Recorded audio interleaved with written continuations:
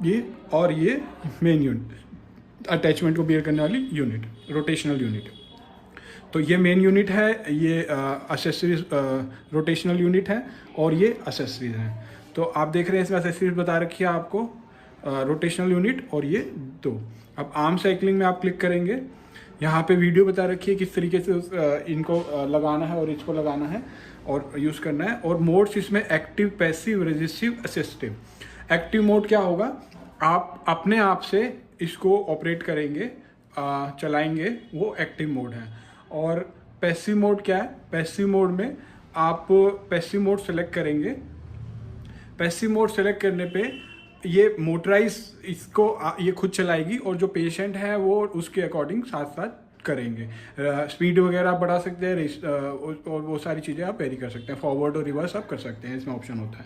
ये देखिए, आप फॉरवर्ड और रिवर्स डायरेक्शन का ऑप्शन है, टाइम का ऑप्शन है, स्पीड का ऑप्शन है, पैरामीटर। रजिस्टिव में जाएंगे, रजिस्टिव में कौन से पैरामीटर्स हैं, रजिस्टिव में आप अपनी तरफ से चलाएंगे, सामने से अपोजिशन फोर्स डालेगा डिवाइस आपके ऊपर, ताकि आपकी वो स्ट्रेंथ ट्रेनिंग हो। और उसमें आप टाइम सेट कर सकते हैं, रेजिस्टेंस का लेवल सेट करते हैं। जितना लेवल आप रेजिस्टेंस का रखेंगे उतना हार्ड आपको ट्रेनिंग करनी पड़ेगी, और जितना कम लेवल होगा उतना कम। तो पेशेंट टू पेशेंट अकॉर्डिंग आप उसको यूज़ कर सकते हैं। अब असिस्टिव ट्रेनिंग, असिस्टिव ट्रेनिंग में आपका टाइमर का ऑप्शन होगा और फॉरवर्ड और रिवर्स चलाने का दोनों का ऑप्शन होगा। असिस्टिव ट्रेनिंग क्या है कि अगर पेशेंट की कंडीशन बहुत अभी रिहैबिलिटेशन मोड में बहुत ज़्यादा वो है, तो पेशेंट अगर पूरी तरीके से नहीं कर रहा, तो पेशेंट हल्की सी भी मूवमेंट करेगा तो डिवाइस उसको असिस्ट करेगा, सपोर्ट करेगा, और उसकी मूवमेंट को इन्हांस करके वो चलाएगा।